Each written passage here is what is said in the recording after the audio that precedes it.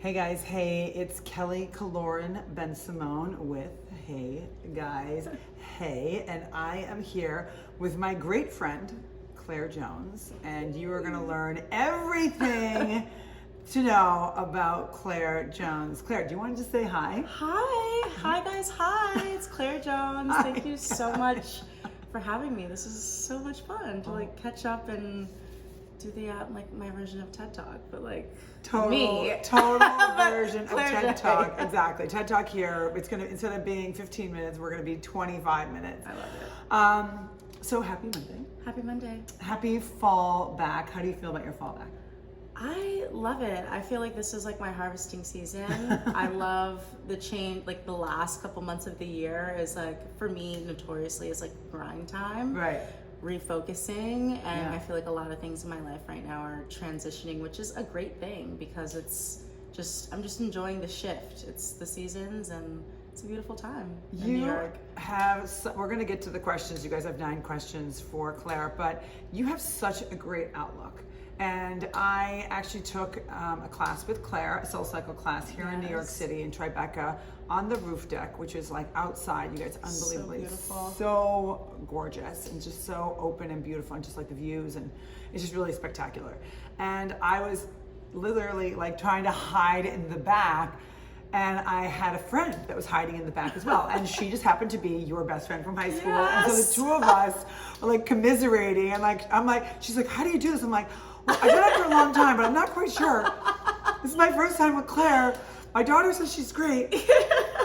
I love that, but that's why a place like Seoul is so magical, because it is maybe someone that you may have never met, or it could be my mom or your daughter or someone, a friend of a friend is there, and you're like, well, I haven't done this in a while. It still kind of freaks me out. And there's someone who's new who's trying to that's the community, is everyone just trying to figure out how to milk the best out of life and exercise, and is it the most comfortable? No, but it's fun to do that with someone, a new friend in a new environment like that. I mean, you do have a very unique outlook, and I remember thinking when I left, I was oh, in SoulCycle, sometimes, I wish I had a pen so I could write things down.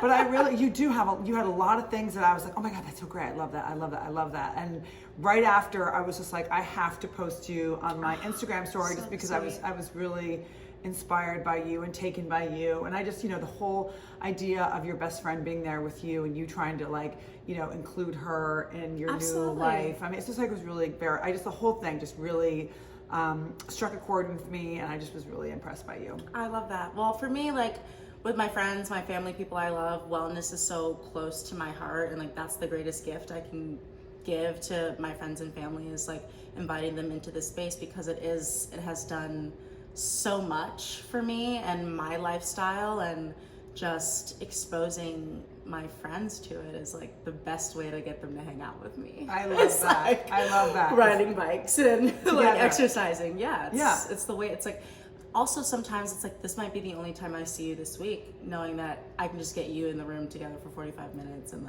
we'll chat a little bit before and after, Right.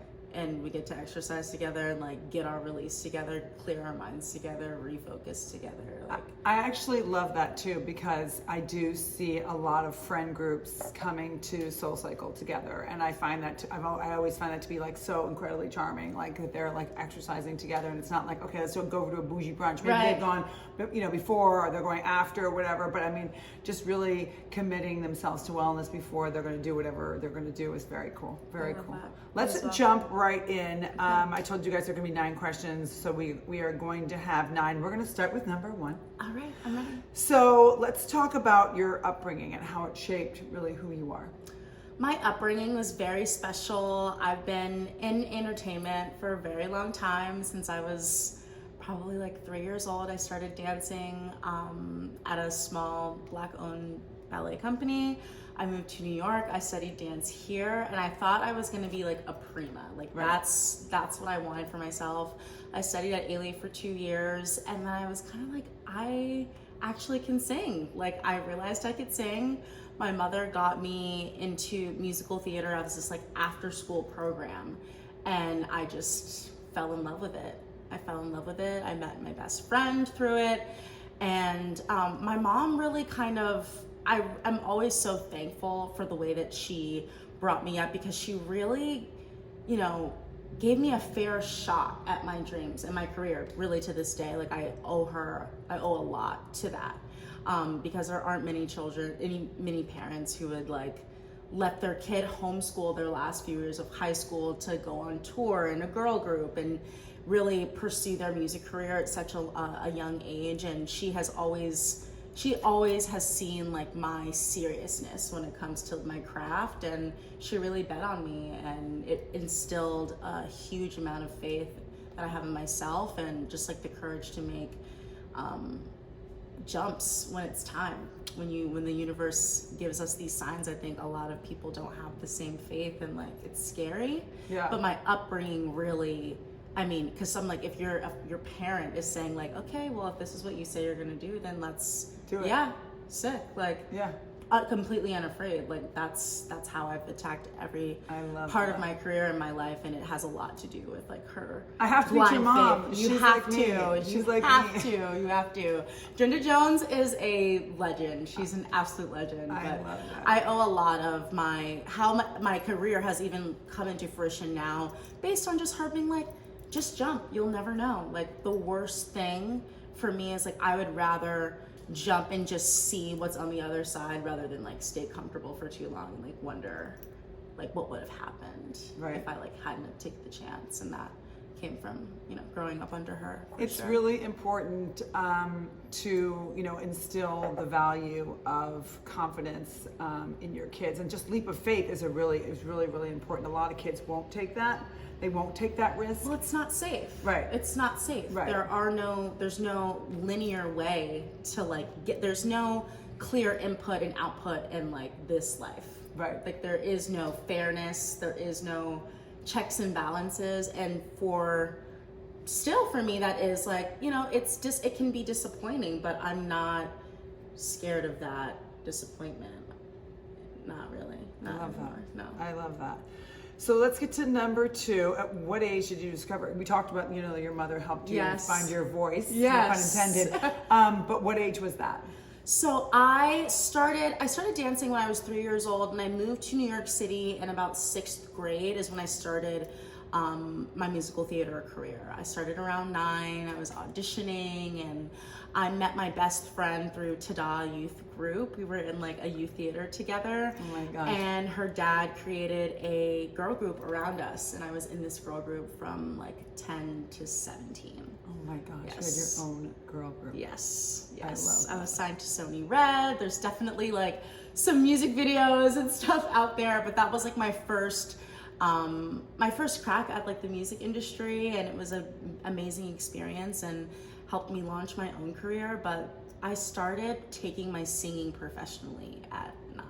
Like, I started singing, I was like, that's all I ever want to do. I mean, that's unbelievable. Okay, 9 years old, starting your career. That's unbelievable.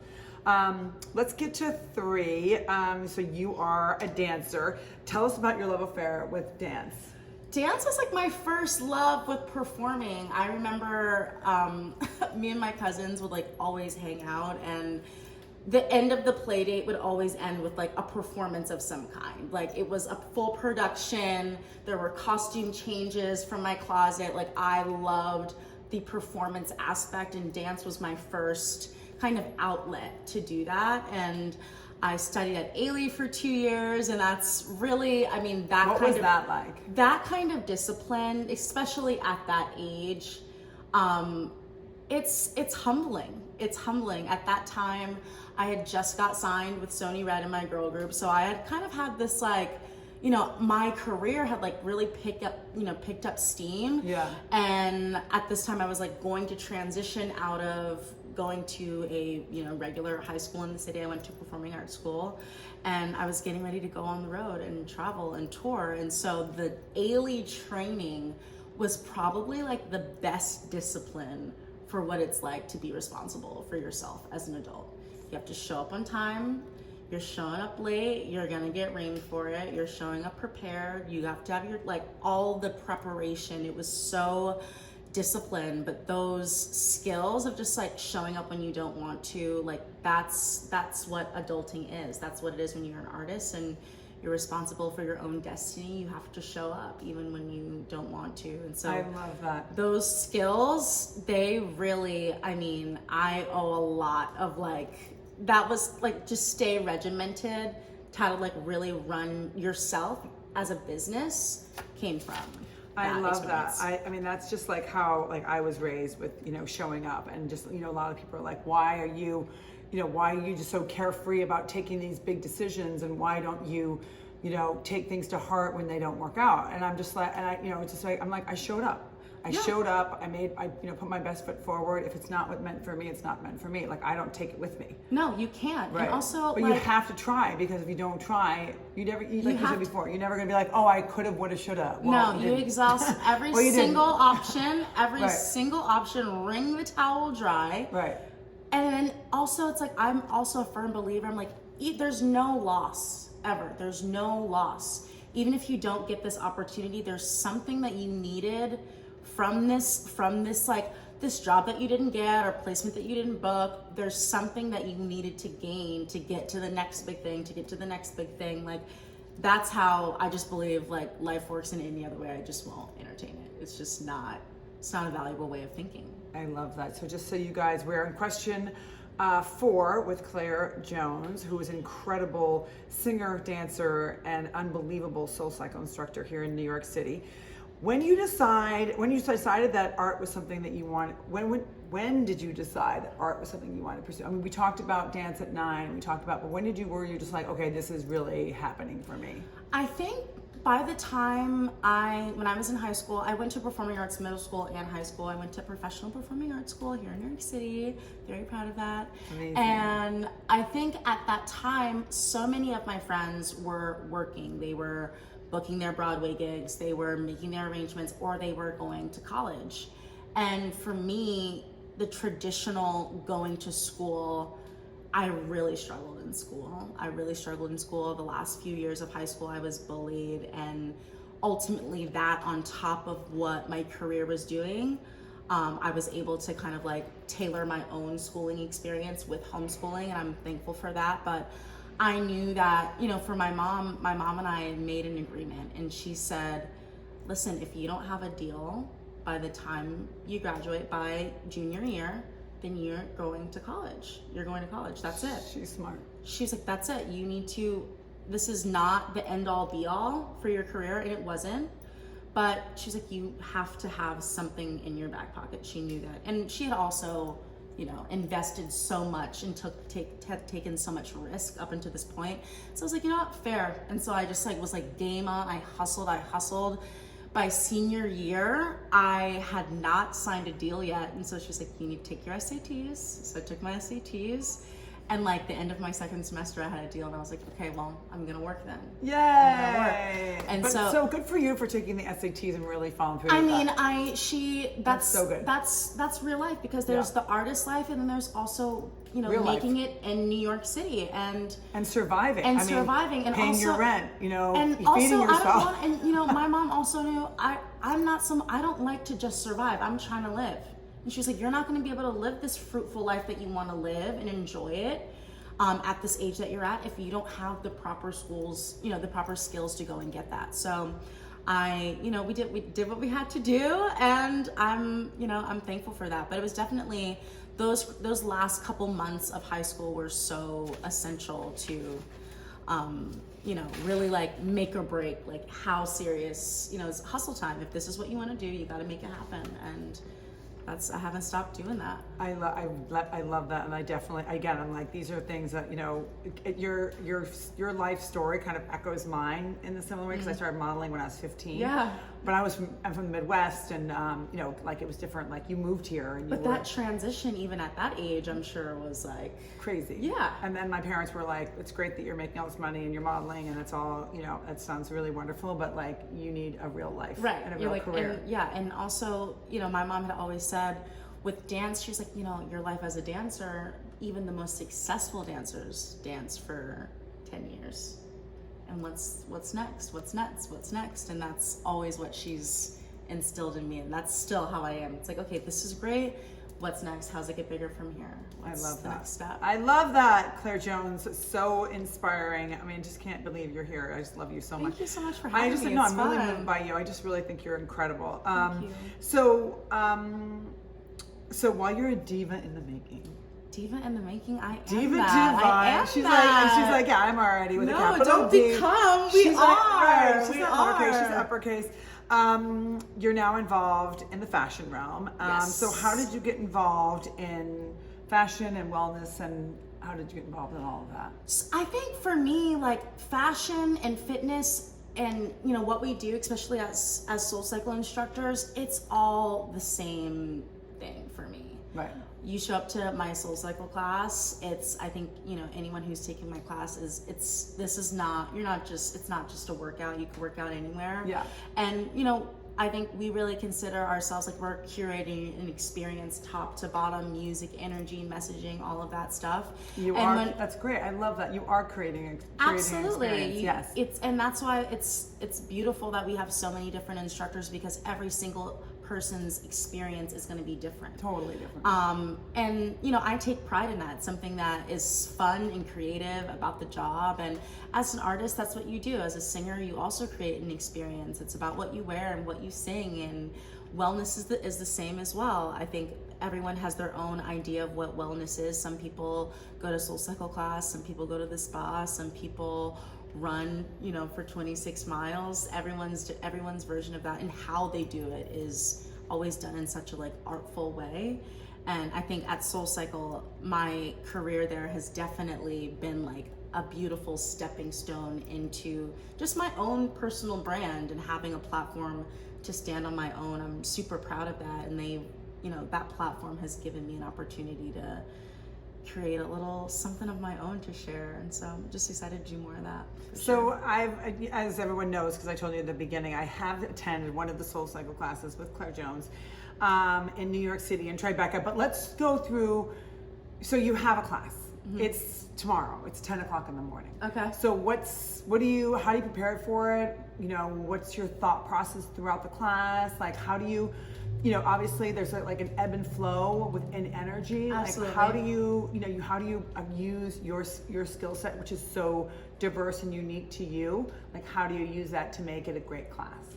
I think for all types of artistry, honesty is always the best. And so I always lead with how I'm feeling, because if I can be an honest coach, that's how I'm going to get the best out of people. And I think at SoulCycle and any interaction that you have, it's always more meaningful when you feel like you're talking to a real person on the other side. So it's just, every class is a reflection of where I'm even energy. If I've made a playlist, I'll show up with a plan. I'll make the playlist on the train, what I'm feeling, what I think the day is giving, what the weather is giving. I consider all of the variables, and then show up. And then if I feel okay, if the spirit is taking a different turn, then I'm okay, I might shuffle in another song. And I go off of the vibe of it's a two-way street. That's how I like it to feel. I want it to feel like a party. You see people, you're hearing music, people are reacting to it, you're getting them to respond to it.